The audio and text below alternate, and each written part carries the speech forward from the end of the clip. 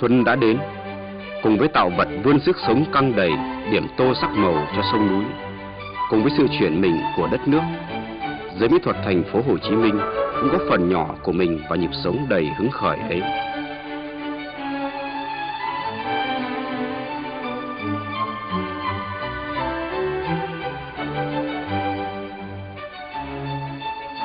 Lao động nghệ thuật, hòa nhập vào nền mỹ thuật thế giới, giới thiệu tâm hồn Việt Nam cùng cộng đồng thế giới. Đó là những gì nghệ sĩ thành phố đã phấn đấu thực hiện trong những năm tháng gần đây, trong không khí đổi mới của cả nước. Sáng tạo nghệ thuật, điều ấy cũng có nghĩa là phong phú hóa, hiện đại hóa, sinh động hóa những biểu hiện tâm hồn của chúng ta.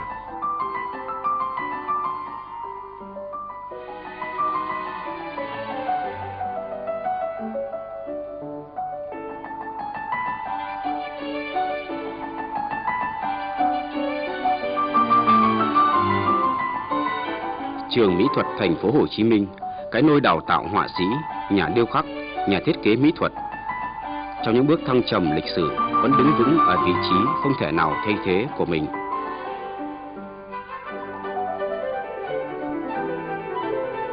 Xin các bạn hãy nhìn kỹ những người sinh viên mỹ thuật này. Họ sẽ là những người tạo thêm bề dày cho lịch sử mỹ thuật Việt Nam, giành chỗ đứng quan trọng trong nền mỹ thuật thế giới. Đó là kỳ vọng của chúng ta, và chắc chắn đó là tâm huyết của chính họ. Trước cách mạng tháng 8, có người bạn rất thân, thấy tôi yêu nghề làm việc đêm này thì có viết lưu bút của tôi một cái câu đầu vô thế này: một đời người chỉ đủ cho ta theo đuổi một chí hướng. Thì tôi đọc thì tôi nói lại với anh rằng anh thương tôi thì nói lên lời ưu ái thế, tôi rất cảm ơn, nhưng mà có một điều mà theo tôi, một đời người không đủ cho ta theo đuổi một chí hướng, chứ không phải là chỉ đủ đâu. Bởi vì nghệ thuật thì quá dài mà đời người thì quá ngắn. Cắt đây này, tôi vẽ bằng ngón tay út này, vẽ ra trên này. Vẽ trên này tôi gửi ra Bác Hồ tới năm anh Trận Trà mang ra đi bộ 8 tháng trời dọc Trường Sơn đi ra Bắc, dâng cho bác đây. Dâng cho bác thì bác mới gửi cái ảnh này gì tôi tặng tôi. Nhà điêu khắc Diệp Minh Châu, người đã từng trích máu mình vẽ tranh đất nước, người đã cống hiến hết tâm lực vì hình tượng người anh hùng dân tộc Hồ Chí Minh. Và giờ đây, ông là một trong những người dẫn đường cho thế hệ kế tục.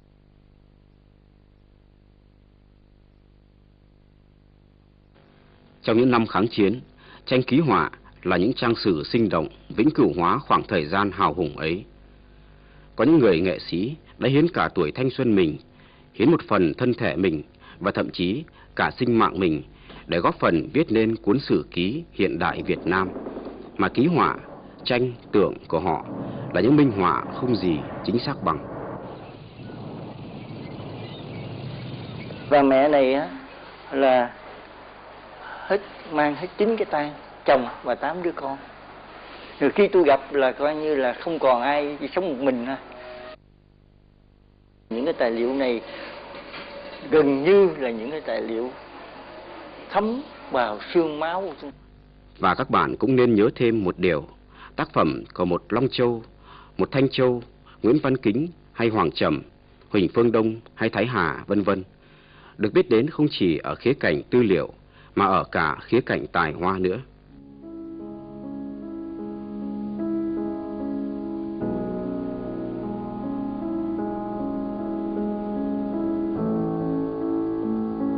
Thời gian gần đây, có lẽ Hội Mỹ thuật là một trong những bộ phận của ngành văn hóa có hoạt động sôi nổi nhất.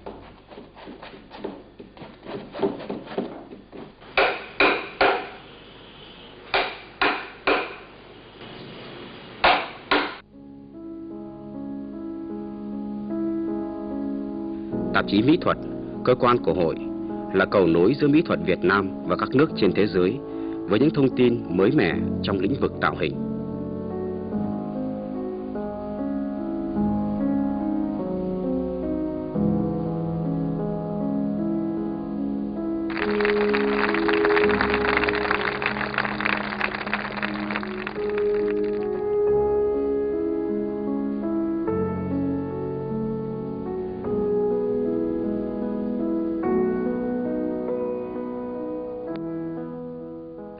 Các cuộc triển lãm liên tục được tổ chức cho họa sĩ của thành phố Hồ Chí Minh cũng như của những thành phố khác như Hà Nội, Huế, Đà Nẵng, các tỉnh đồng bằng sông Cửu Long, và đặc biệt là cho cả những họa sĩ đến từ Pháp, Úc, Singapore, Trung Quốc, vân vân.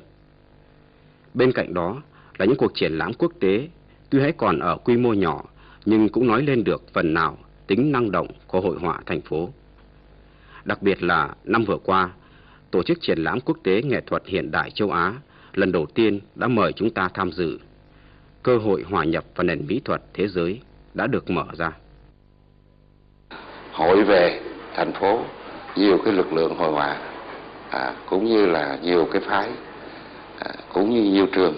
Ví dụ như ngoài Gia Định ra, Hà Nội, rồi Huế, và những anh em như thế là mỗi một cái trường như vậy nó có cái phong cách, có cái sáng tạo riêng của từng cái trường ấy, và đồng thời cũng có từng anh em cũng có cái cá tính trong nghệ thuật. Ở thành phố Hồ Chí Minh này giống như cái thành Athens ngày xưa, cách đây 3-4 ngàn năm trước.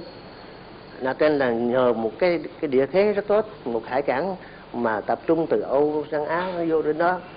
Rồi như là tôi hình dung như là nhưng chim ngàn bốn phương thì nhả hạt vào Athens, đem văn hóa, đem kinh tế vào, và ở đó thì nó hình thành ra một cái đỉnh cao của nghệ thuật, mà nghệ thuật Hy Lạp tới bây giờ không phai mờ với loài người là nhờ cái địa thế đó.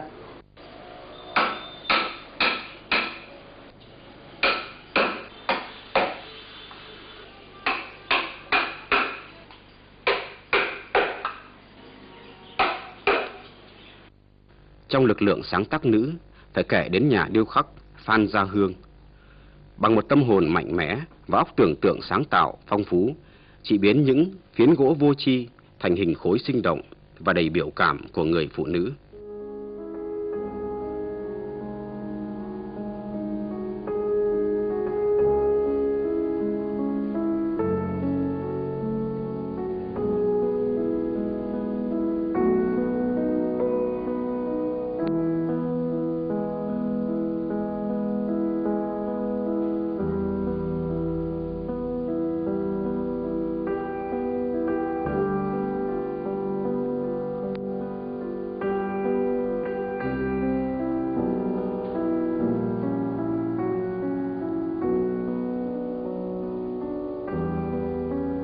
Nguồn cảm hứng của chị thường là tình mẹ con, sự cưu mang, và đôi khi là nỗi đắng cay chịu đựng, là tình cảm tha thiết của người đàn bà Việt Nam.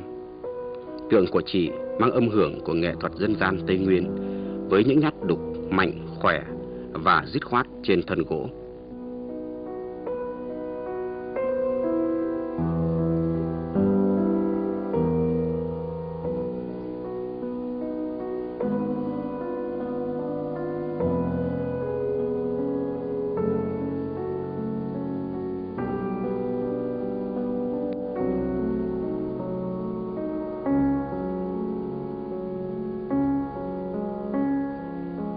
Đỗ Quang Em là họa sĩ tiêu biểu cho lối tả thực ở Việt Nam.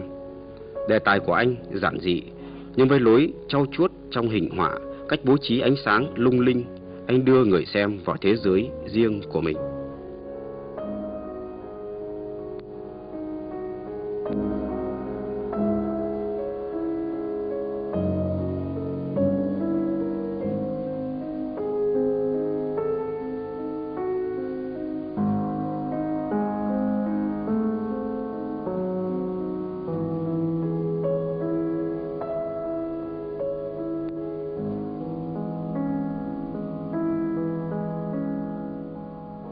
Tôi vẫn vẽ tất cả những cái gì mà tôi yêu thích, và tôi chỉ làm duy nhất một cái đề tài đó thôi. Thành ra tôi vẫn vẽ những cái chân dung của vợ tôi, của con tôi, của ngày trước tôi có vẽ cái chân dung của bà mẹ tôi, cũng như là tất cả những cái những cái món đồ mà tôi có, đó là những cái tĩnh vật, một cái ấm trà, một cái tảng đá, hay là tất cả những cái đồ vật xung quanh của tôi.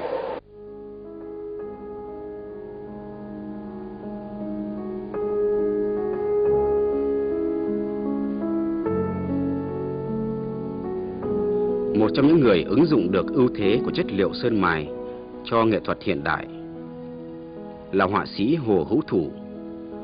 Vẻ thơ mộng lúc nào cũng bàng bạc trong tranh của anh.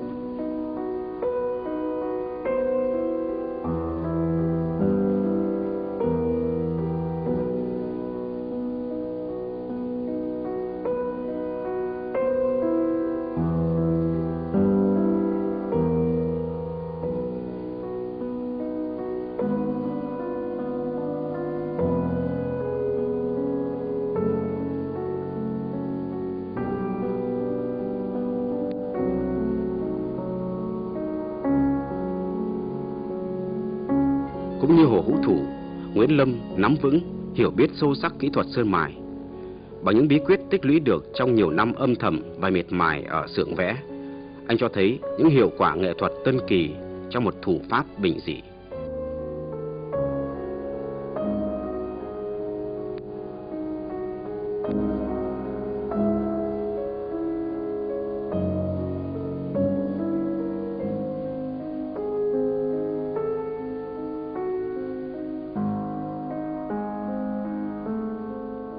Cái thời gian mở cửa thì cái nền hội họa của miền Nam nó bắt đầu nó bung dậy thì có một số toàn bộ anh em về hội họa đó nó cũng như là gì đó được sống dậy mà nghĩa là sáng tạo.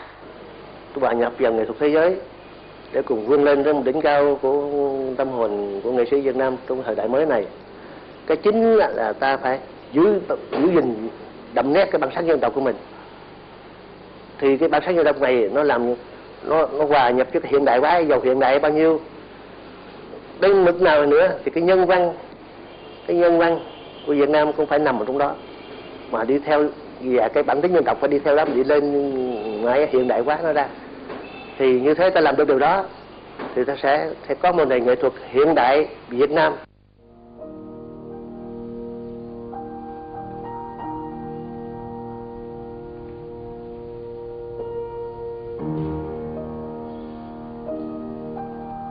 Vẽ như là hành động lắng nghe niềm hạnh phúc bên trong, như là một trầm tư về thế cuộc.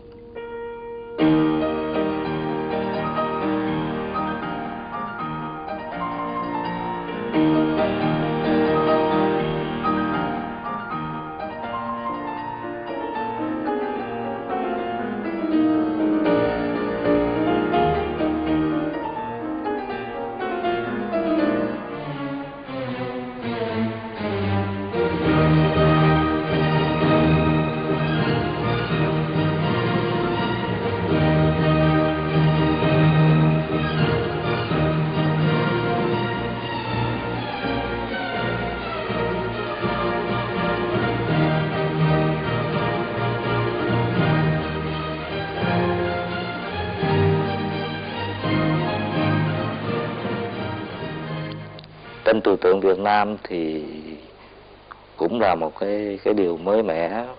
Tuy nhiên theo tôi nó thích hợp với cái tâm hồn Á Đông, và người họa sĩ vẽ tranh trừu tượng có thể diễn đạt cái tâm hồn mình trực tiếp hơn, từ nội tâm mà qua tới cái khung vải.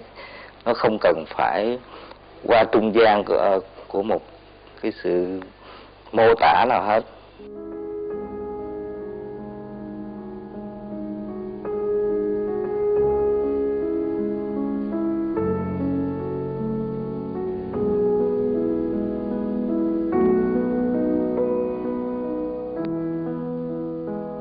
Đào Minh Chi không vật lộn với kỹ thuật mà thưởng thức từng động tác, từng nét cọ của chính mình, từng mảng màu rực rỡ của vàng, son và chất sơn ta.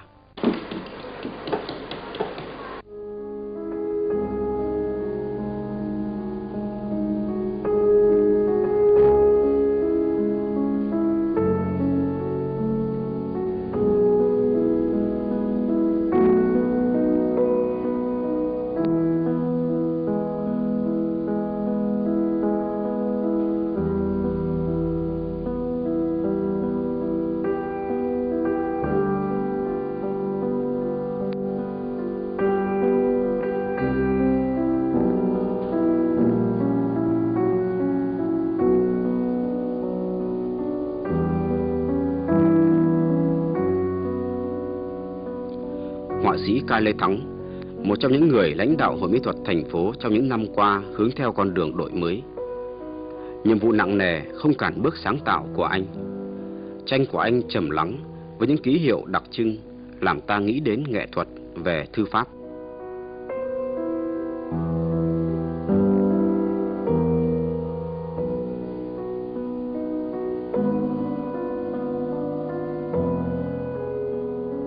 Tôi nghĩ rằng từ đây đến năm 2000, họa sĩ Việt Nam nói chung và họa sĩ thành phố Hồ Chí Minh nói riêng sẽ tạo ra một cái mặt bằng, tạo nên cái bệ phóng cơ bản để cho nền mỹ thuật Việt Nam chúng ta vươn lên.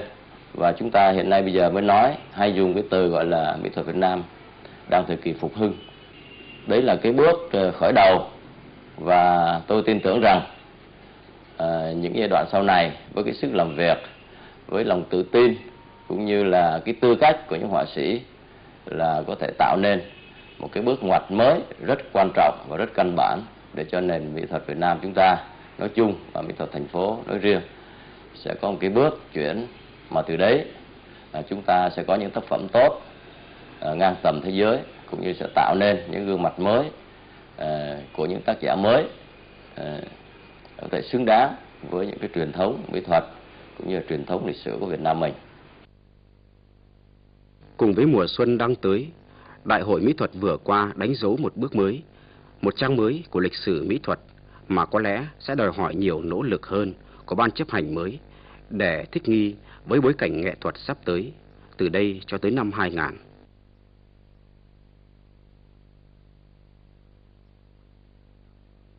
Qua những cuộc triển lãm ở nước ngoài, giờ đây thế giới hiểu nhiều hơn, biết nhiều hơn tới mỹ thuật thành phố chúng ta. Những lần triển lãm quốc tế tại thành phố cũng như ở các nước là những kinh nghiệm gặt hái được, là những dịp để so sánh và xác định vị trí của mình đối với nền mỹ thuật trên thế giới.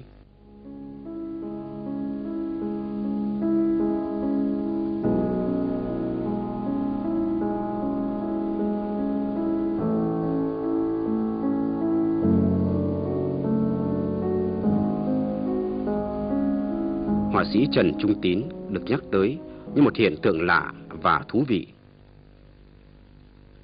Nghệ thuật của anh được thể hiện một cách hồn nhiên, mạnh mẽ, tươi mát. Tuy nhiên, từ bên trong vẻ hồn nhiên và tươi mát ấy toát ra biểu cảm mãnh liệt về cuộc sống, về tình yêu và tình mẫu tử. Đỗ Hoàng Tường là một trong những họa sĩ trẻ sáng tác mạnh trong 10 năm nay. Có người hỏi là tại sao là tôi lại vẽ, thì trong cái sáng tạo hội họa thì nó có một cái nỗi đam mê mà khi mà anh tham dự vào thì anh sẽ thấy rằng trong cái sáng tạo nghệ thuật thì bao giờ nó cũng có một cái niềm hưng phấn, một cái hạnh phúc là anh đạt được một cái gì đó, và đi kèm với cái điều đó là một cái nỗi thất vọng của một cái sự thất bại nào đó. Cái nỗi hân hoan của cái niềm hy vọng và cái sự đau khổ của cái nỗi thất vọng nó luôn luôn nó xen kẽ nhau trong cái quá trình sáng tạo hội họa, và chính đó nó gây ra một cái niềm say mê cho cái người sáng tạo hội họa. Thì tôi nghĩ là khi mà đã dính vào thì ai cũng mắc vào cái con đường đó, thì anh không thể nào dứt bỏ ra được.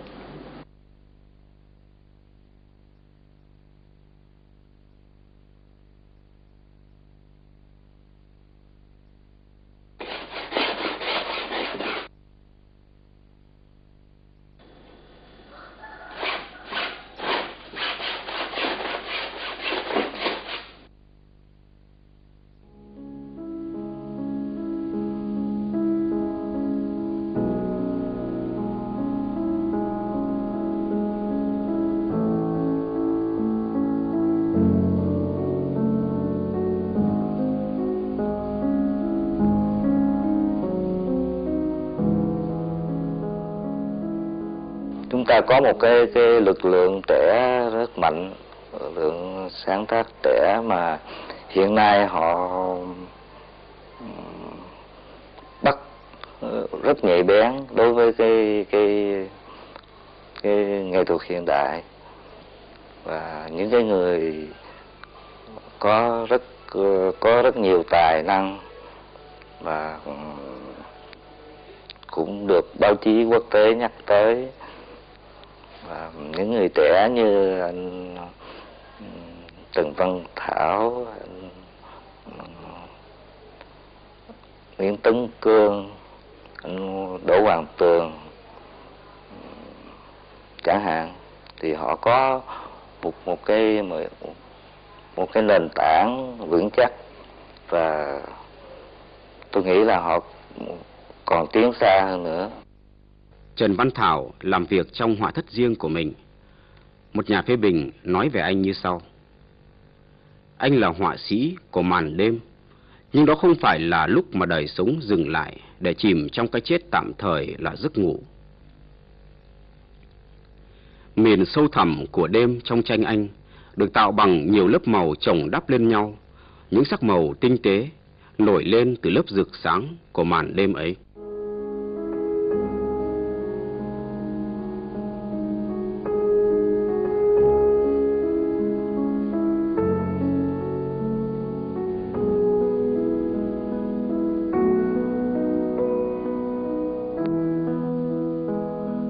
Cũng như Thảo, Nguyễn Tấn Cương có một không gian riêng để làm việc.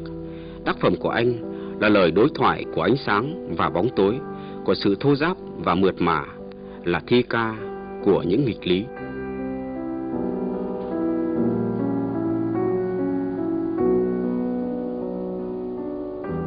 Họ coi cuộc sống như là sống, làm, thở. Họ cứ đi và thoải mái như thế, không có lựa chọn gì cả.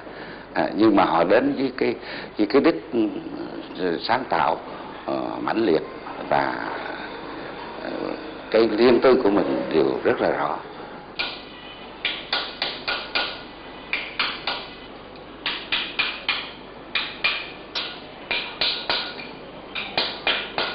Khi nói về nghệ sĩ trẻ, chúng ta không thể nào không kể đến Nguyễn Hải Nguyễn. Công việc của anh là chế ngự chất đá.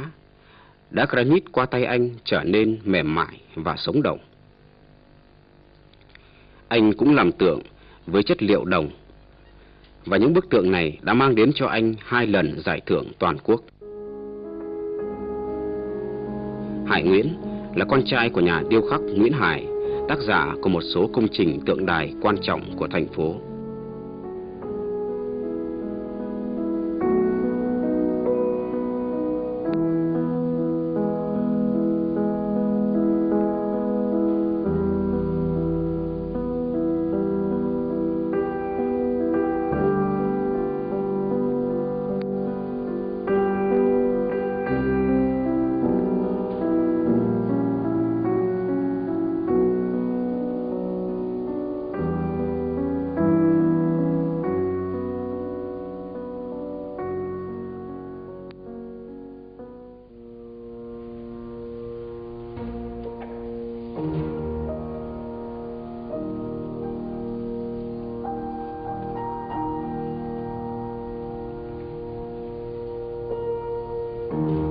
Những thế hệ nghệ sĩ với phong cách đa dạng và phương tiện biểu hiện phong phú đã và đang tìm kiếm trong cõi vĩnh hằng của mùa xuân những gì của riêng mình.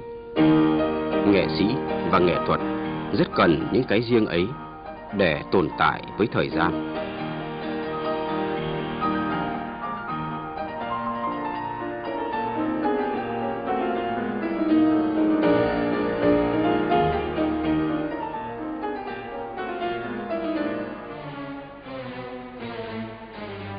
Khi mà mình diễn tả, mình vẽ lên khung bố thì nó không có hoàn toàn theo được như ý mình. Vì thế mà mình vẫn cứ phải làm việc hoài, làm việc cho không biết tới bao giờ mới đạt được đúng cái mà mình cảm nhận ở bên trong. Mà tôi nghĩ nghệ thuật là như vậy, không bao giờ có một cái sự hoàn chỉnh, và con người nghệ sĩ phải lúc nào cũng phải cố gắng để càng đi gần tới cái đẹp chừng nào hay chừng nấy. Mùa xuân đến nhắc cho ta ý nghĩa về cái đẹp của tạo vật, cái đẹp của vĩnh hằng. Nghệ thuật chính là tìm cách thể hiện cái đẹp vĩnh hằng ấy trong niềm đam mê và nỗi tuyệt vọng, bởi vì cái đẹp thì mong manh và khó thể nắm bắt. Tham vọng đến gần nó, nhìn được bóng dáng và truyền đạt đến người xem, đó là công việc của người nghệ sĩ. Trong không khí tràn đầy ánh xuân của thành phố, chúng tôi xin gửi đến những người làm nghệ thuật lời chúc tốt lành cho một năm mới sáng tạo.